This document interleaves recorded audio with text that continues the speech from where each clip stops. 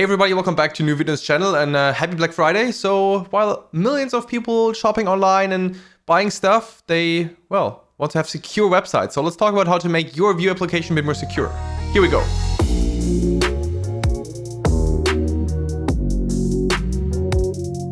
Before we get into the whole security topic, and this is definitely something you should be aware of, here's another thing you should be aware of. The State of JavaScript 2024 survey is open until December 6th, I think, so not for too long anymore. And if you haven't already filled out, please do so, because, well, there is your chance to represent your favorite framework, be it your component level framework like Vue.js, meta framework, or rendering framework like Nuxt, and also, very important, your favorite podcasts, courses, content creators, and so on and so on. So definitely take a look, fill it out. It won't take too long, will help a lot. Not only the communities, the framework authors, but also just the general representation of things you like or maybe not like using. So do that, pause the video here and then continue, or do it afterwards, up to you. And now let's get into security. And of course, when it comes to security, it's a lot about, yeah, sure, keep your dependencies up to date. You should, 100%. And also like, oh, client-side form validations and everything, do it in the backend. Definitely true, but these are all like general tips, right? These are things that I would assume you already know. And they're not really Vue specific. In any kind of application, you should keep your dependencies up to date, and also definitely make sure to validate everything the user sends on the backend, not only on the front end, right? So let's dive into the tips that are really relevant for Vue specific applications. They kind of also have counterparts in other frameworks, but it's still really good to take a look at them in Vue.js. And the first one is, of course, cross-site scripting. So you might have heard already about that. And TLDRs never trust user input. So let's have a simple look at how it works in Vue.js and what Vue is already doing for you, so you don't accidentally render some things you don't want to, and then which things you might have to take a little bit care of. Let's jump into it. We start with a little Vue.js playground. It's actually the default one besides the styling. And of course, we can write stuff in here. We have an input that's bound with a V model to that message ref, and that's all fine. So now we can write something like image source is whatever, and nothing happens, right? It's all fine. It will be fully escaped. And if you actually have a look at the source code here in DevTools, we see, okay, this is not rendered as an actual tag. Let's maybe close that here and do abc.de, doesn't matter. This is not actually rendered as HTML, right? If we could even write something like h1 hi, and the tag itself is not applied. Otherwise, we wouldn't see the h1 here. So that's great. Whenever it comes to rendering things with string interpolation, here, like in line 8 with the double curly bracket syntax, Vue is already escaping everything nicely for us. But of course, there's a little loophole here, because we can do literally the same we did here, but instead we use vHTML. And if you use a decent ESLint plugin, then it will already tell you a little warning of like, hey, you know, this is not good. You should use this with extreme caution. Why? Because, well, now you can just write h1 hi, and you see the top output is still fine, while this here is obviously an h1. So that's a problem, right? And now you might wonder, okay, sure, the user can put in some HTML, but what's the deal with it? Well, of course, the deal is that you can now inject any kind of code there. So what you could do is like start with, okay, script tags, but now one would say, but Alex, script tags inside a Vue component, that doesn't really work. Sure, but you can still inject random things. So one that I really like is the image part we did before. So let's say image source is abc.de, whatever, doesn't matter, right? It's broken, perfect. Then we can say, let's just say style and give it a display none. So it's actually fully gone in a second. And last but not least, what we really want is we can say, okay, why don't we set on error, do something? And we just do alert XSS. And that's it. And boom, we get this wonderful overlay from Play.Vue.js.org saying, oops, oopsie daisy, we have a problem here. So that means people can just get all our session tokens, cookies, can log credit card details if they put it into your application and whatnot. Big problem, right? So we want to avoid it. Now, of course, that not only means we shouldn't use the vHTML directive, unless with some exceptions, which I'll go to in a bit. That also means, as I said before, we should never trust user input. And actually, we should also never trust what comes out of our database. So let's say there was an issue like that, and that input field, well, it's not just there for fun. Maybe you have a save button, and that will be saved in a database, and then output somewhere, because you decided to store some HTML in the database, which can happen. Now, every user that gets exactly that entry sees that script and might be a victim of some kind of keylogging, any kind of code execution, right? So that's an issue. And even if you fix the vulnerability, you still have it in your database and you might not even know about it, especially because it's usually not looking like that. There are lots of ways to have some kind of encrypted payloads that don't really look like interesting code or just a bit of gibberish, but actually work.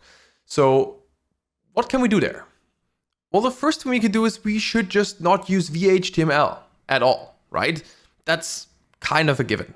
But there are some exceptions where it can be really, really useful. So if you have static code you write yourself and like, okay, there is no user input involved, no URL string, no forms, no cookies, local storage, any of that. It's just some static HTML you have to render, then that might be okay. But that's similar to ESLint rules. Like you have them because in a large number of use cases, they make sense. And otherwise you can disable them. Same for VHTML. If it makes sense in your use case, but double or triple check that, and really that you don't use any data coming from the user or the database, that's fine. But now you might be like, okay, look, Alex, I have that WYSIWYG editor, I want to render something. Sure, that's fair. And there is a kind of solution to that.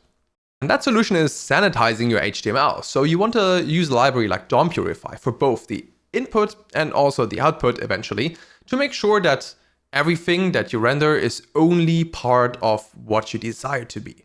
So you could say, okay, let's strip everything, every HTML tag, or only allow a subset like a bold tags, italic tags, which is enough for a WYSIWYG, I suppose, and a few more things. So you can play around with that. They have a pretty decent library that catches most of the things. But also, here we are, it catches most of the things. It's not foolproof. If you can avoid it, please make sure to avoid it. There are always chances that things might still blow up because, well, there might be new payloads, basically new code that might not be detected and then leads to cross-site scripting. So ideally, we don't have it, but if you need to use it, and there are some cases, use the library like DOM Purify, and there are some others. Links, of course, to all of them in the description. And as I mentioned further, it's not only about user input from like an input field, it's also about URLs, being URL parameters, but also maybe you have a redirect endpoint. That's always a great example I see when I do consultancy. And there's a redirect endpoint saying, oh yeah, we have like these old things, we'll call them, get the right redirect, it's fine, we're all good. Maybe you're just removing www whatsoever. The biggest issue there is if you don't really have a allow list for URLs that should be redirected, can be also a wildcard for your own subdomains and a list of domains. Well, then people could just say, okay, that's your URL slash API slash redirect, or just slash redirect slash Google, and they come to Google. So they could technically even send a link to your website, which then redirects accidentally to another one. Not a good thing, and definitely worth to take a look at if you have some kind of redirect logic built in. And similarly for styles, you might be like, okay, styles are not a big of an issue, but actually they can. Someone even built a whole keylogger with plain CSS by just calling different URLs that of course won't work for like styles, images, whatsoever. And based on the server logs and when the URLs are called with like a unique hash in between, they knew exactly what should have been the password or not. There is a really interesting article about it. So also there, if you need to give the user permission to bind some styles, then make sure, okay, don't give him all the freedom, maybe use Vue's object syntax to make sure that you only can style the things that you want to, like the background, the color. Also background might be a bit tricky, so maybe also there give a list of presets for that. So that the LDR of that is to avoid access as attacks, don't trust user input, don't trust what's inside your database necessarily. You don't also have to start to like sanitize everything, right? Only if you use VHTML, that's very key, but definitely make sure that you treat user input with care. And if you think, oh wait, I used the directive a couple times, maybe it's the time now or after the video to Control F or Command F through your code and well, find these parts and make sure you don't have any issues there. But let's come to the next one. And the next one is about Nuxt.js. So if you use Nuxt.js, we have a few one of these now, then there are a lot of things that you can do easily to make sure that your app is a bit more secure. We'll come to that, but also some mistakes that you definitely catch. And one of them is putting your end variables and your API secrets and all that in the wrong space. So let's take a look. With a fully new and empty instance through Nuxt.new on Stackplots, we can get started and set up our, let's say, API secrets, and usually use something called runtimeConfig to make sure, okay, everything can be changed at runtime when you, for example, build the server and then restart it on different instances without rebuilding it again and again. Pretty handy, but there is an issue. So in here, you can define your keys, like my secret, for example, and this would basically, if you have like an empty default, that's fine, correspond to something like process.env.nuxt_my_secret, right? Camel case, that's perfect. And this is only available on the Nitro side or during SSR, where, well, you shouldn't leak it, of course, but you can use it. Everything that's in the public object though, which comes after that, right? So like here, everything here is not only available on the server and on the client side, it's also publicly available in your source code. So whenever someone opens your HTML file of your site, then they might find the secrets. And of course, if you use, for example, something like Stripe, there are usually public keys you should put there. You can also just say Stripe and then PK for public key. That's really up to you. And that would correspond to process.env.nuxt_public_stripe_PK.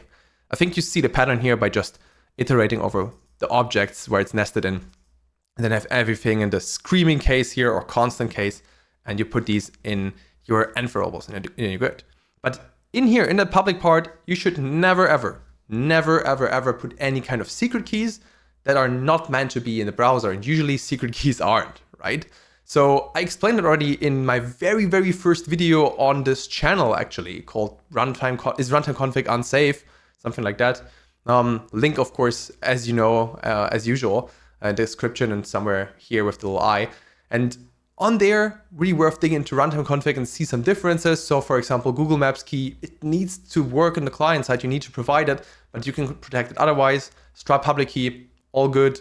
Secret key, not there, definitely not. So really make sure you make this distinction, because otherwise you might end up with, well, re-rolling your keys. That would be the easiest, but people abusing and misusing your keys, which you really don't want. And the next one is also about Nuxt.js, because when we use server-side rendering, that applies to any server-side rendering project actually, we have an issue, quote unquote, especially with a server running. If you pre-generate your site, pre-render it, it's fine, not a problem. But if you say you have a server running, then there are maybe a lot of requests coming in. So we might lead up to something like that. Let's just imagine our big green blob here is our Nuxt instance. It's one instance, and we use a global ref or maybe even a Pinia store, right? And this holds some values. In this case, we make a very simple example of saying it holds the current value of A and it would be a Pinia store. And whenever you call /a/something, that will be updated. And let's say there are lots of people requesting pages, and the person one, noted in blue, is requesting /a2. Then in your instance, of course, the global ref or the Pinia store will update, say, okay, sure, fine, that's 2, A is now 2, great. And now at some point the response will come in, right? Then A will be returned with 2. But as we see here, A is returned with 42. And quite some people had the issue that, especially when using Pinia or global refs, which you shouldn't. Pinia is totally fine, but global refs, that's a different story. I'll talk about it in a second. Then you come with different states here. And this is something called cross-request state pollution, which basically means, oh, you have a state from one request and from another, and it's just mixed up. Why can it happen? Well, mainly because of race conditions. So as shown here, if there's another request that comes in, changes a value before the response of that other request is changed, then obviously whatever is in the server, it's not a single context per server, but it's one big context, then it might take the new value and you have a problem. Same with like cookies for login and so on, so on. So this can cause lots of trouble. If you use a global ref, I already mentioned that in my useState video, you should definitely not do so, right? You should use useState. As long as your ref is not part of a composable, so like, let's say outside of a composable on top of it to emulate global state in a plain Vue application, that's not a good idea in Nuxt.js. Same with putting that in a Nuxt plugin, because that's executed on the server and on the client side, and everything on the server side is kind of global state there. So that's bad. But what about Pinia? Well, for Pinia, that's a little bit of a different story. I mean, the idea is kind of the same, but Pinia has a lot of ways to deal with that. The only issue is that now if you do something in a global scope, so that it's more or less said that it doesn't have any injection context, meaning that otherwise Vue or Nuxt would just inject the $Pinia value, so the value of Pinia automatically, then you should just provide it yourself. And then things will work out. Same, by the way, for async code, but I already covered that in my async context video. Also, link you know where. Let's take a look at how it would look like in Nuxt application with Nuxt plugin. If we have a plugin called, let's say, global-pinia.ts, and we use the object syntax, so if you don't know that, also for that, I talked about it a little bit, but just imagine that it would be the normal function instead of setup, or if you know it already, well, then you're aware of that. Then you have some method to await, and then you would call your store. Instead of just calling your store, so getting rid of this part and this part, here, this could lead to an issue, because after some async methods, it might lose the context here, and that can cause trouble. So instead, what we could do is just saying, okay, we get Pinia here from use Nuxt app, and then we pass it, as done before, in your use my store composable, which is eventually Pinia store. This way, all the hassle should be fully avoided. You don't have any cross-request state pollution, and also no Nuxt instance unavailable, which rather is often the case of asynchronous method as here. So even if you don't have any async methods and just something like that, it's still better, especially in Nuxt plugin, to pass in $Pinia everywhere. If you're in a Vue component, for example, that's fine. You don't need to pass $Pinia in there. You don't have to get it at all. But in a Nuxt plugin and everything that's outside of the context, so like outside of composable, then you might really want to do that. Though you don't really use Pinia outside of a composable. I know some people passing into classes, and that can also kind of lead to some problems, but there passing $Pinia in can also help. So hopefully you don't run into the whole cross-request state pollution thing ever again. And if you do, at least you know now what to fix and how to do it. And here is one more tip for everybody who wants to have some sane defaults for their Nuxt application when it comes to security. You can simply use the Nuxt security module maintained by Jakub Andrzejewski and also other contributors. And in there, you set a lot of sane defaults, like you have a content security policy by default, which makes sure that no evals are executed, no code from maybe other subdomains. So in case you have a vulnerability, you can limit it. Same, there are also checks for get and post requests to not accidentally include some scripts. So basically, that module will also ensure that some of the tampering, in case there might be an XSS, will be avoided. And then maybe also report that straight away to you, so you know. And there are a few more goodies in there that you can either customize yourself as you want to or not. Also, there's a really good practices guide when it comes to security in general, like also not returning too much data and so on and so on. So there are a lot of good things in there you can take a look at. And of course, that's not all when it comes to security. As I mentioned before, there are a lot of things, but I have one more recommendation that you should really be aware of, because now we talked a lot about external influences and also a little bit of Vue, but in the end, it's really important. Check your code and test stuff. Have maybe a pen tester taking a look at your code if it's a bigger application, right? Make sure that even you take a look at, okay, I have my application. Can I call some routes as an unauthenticated person? Can I do some API requests without a key maybe? Do I have a secret for my webhooks? And all these things that are not Vue related, but super important. So there's a big part here you can still discover. Definitely take a look at the OWASP top 10. That is basically the top 10 list of the issues, the security issues of websites. So have a look into them and see what you can fix in your own application. And if you don't have enough about security yet, if you want to listen to more, then check out the latest DejaVue episode where the maintainer of the Nuxt security module, Jakub Andrzejewski, was with Michael and me, talk a little bit about security in Nuxt.js, some incidents that happened recently, not with Nuxt, of course. And yeah, take a look there. As usual, check out the other episodes and let me know, what do you think about security? Are you aware of that? Is this something you always consider when building a feature? Or is it more something like, I should really take care of that now? And maybe I should now too. So see you next episode. Take a look at the other videos and happy hacking.